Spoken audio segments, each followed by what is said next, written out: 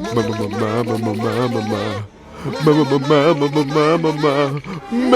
Ray!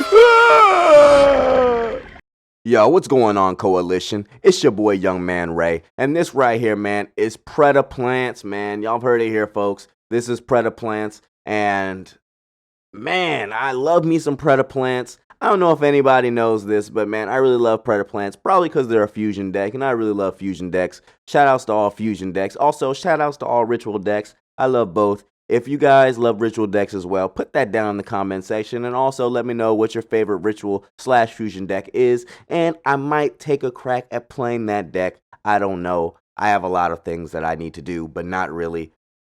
I have a lot of free time, okay? I just want to sound cool. But right now, we're playing Predaplants, and man, I have been playing this deck for like a year or so now, just tweaking it up. As you can see up here in this top area, it says Predaplants 6. This is the 6th version of Predaplants, and I will say each version gets worse and worse and worse as time goes on, and I don't think that's because I keep making the decks worse. I just think other decks are getting better. As you know, Predaplants are a going second deck, so what this deck does, it wants to break down your opponent's board that they made and then punch them for a lot of damage. The problem that I've been having is that I use all of my cards in my opening hand to make a board or to break my opponent's board, and then they're able to recover next turn and just totally wipe the floor with me because I have nothing to follow up with. So yeah, I don't have really any games of me winning with this deck.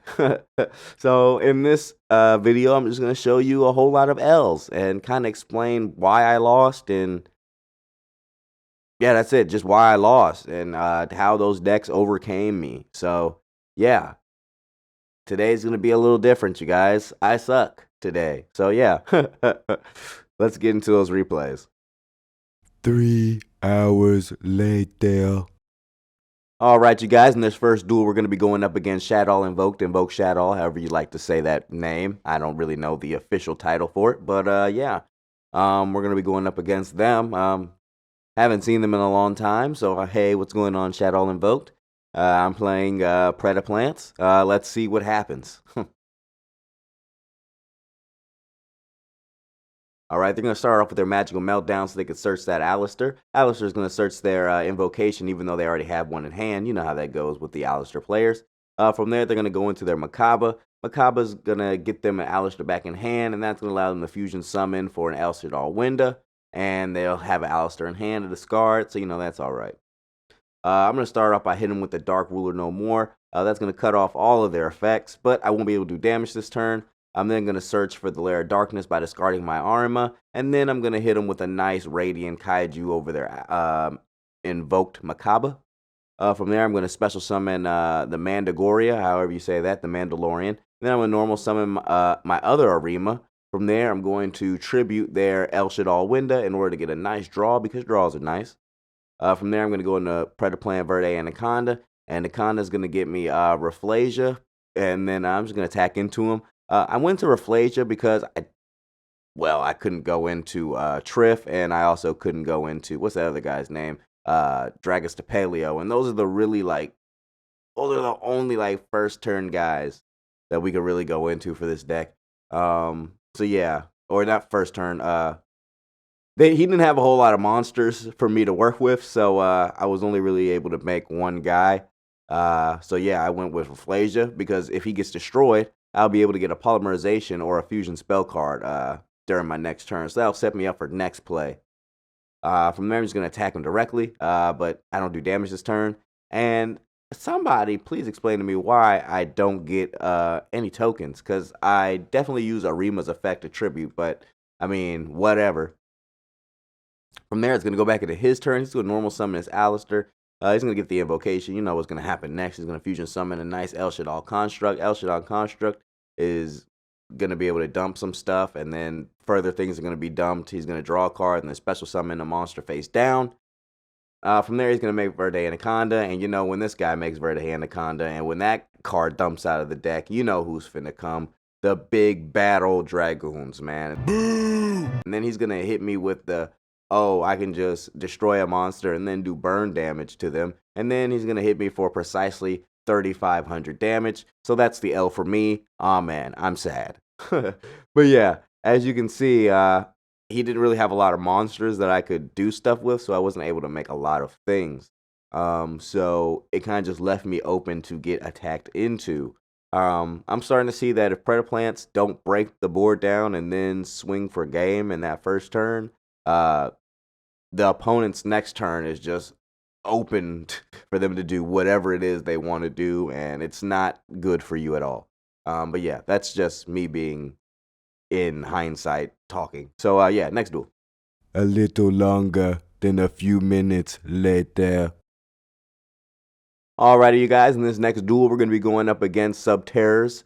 And honestly, this is a horrible matchup for this deck because this deck is all about monster removal, and there is literally no spell trap removal in this deck, at least that I can think of right now. I might have a Nightmare Unicorn in here and a Phoenix. Yeah, I just have a Phoenix in here. So yeah, not much spell trap removal, so this is about to be a bad time for me. Let's just see what happens. He's going to start off with the Pot of Extravagance. You know, he doesn't need his extra deck. He's about to draw 2 cards, and then he's going to get that Hidden City. Hidden City is going to allow him to put this guy face up when he put him face down, and that's going to give him the search. Pot of Duality is always nice for this deck because they don't need a special summon. From there, he's just going to put all the face downs because that's just what gurus do. Subterra gurus. From there, I'm like, I don't really like that face down card, so I'm going to hit you with the Radiant. And since he has more monsters than me, I can special summon my Mandalorian. From there, he's going to activate Dragma Punishment and destroy 2 cards of mine. So sad, but I have the Lair of Darkness once again. So I'm going to tribute some Lone Fire Blossoms away so I can get into my... What do I make? Okay, Evil Thorn. Evil Thorn's going to get me 2 more monsters. So I can go into my Link plays. Oh, actually, he's going to hit me with the There Can Only Be One. So that destroys one of my Evil Thorns, but have no fear. I had the Insta Fusion. Insta Fusion is going to give me that Millennium Eyes Restrict.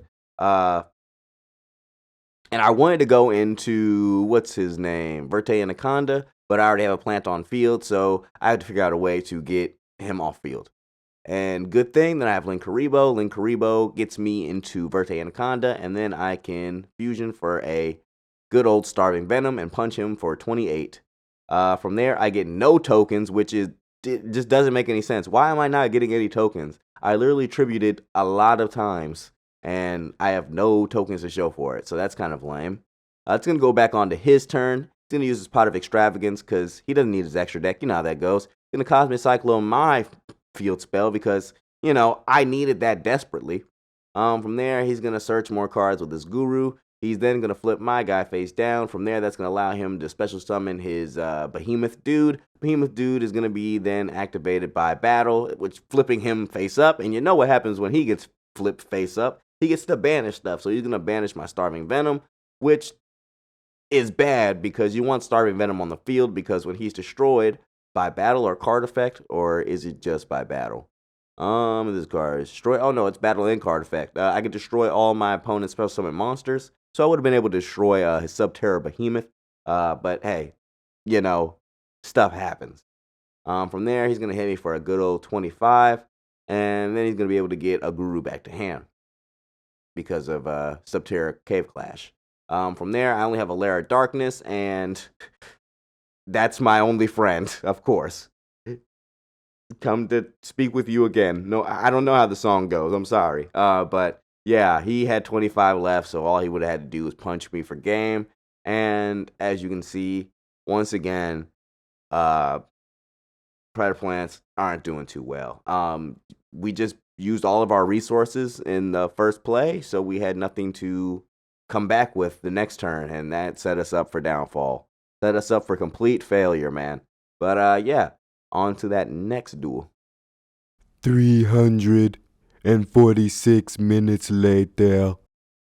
Alright, in this last and final duel, we're going to be going up against Ignisers. And man, I don't know what Ignisers are, but I really don't want to play up against Ignisers ever again for like as long as I live.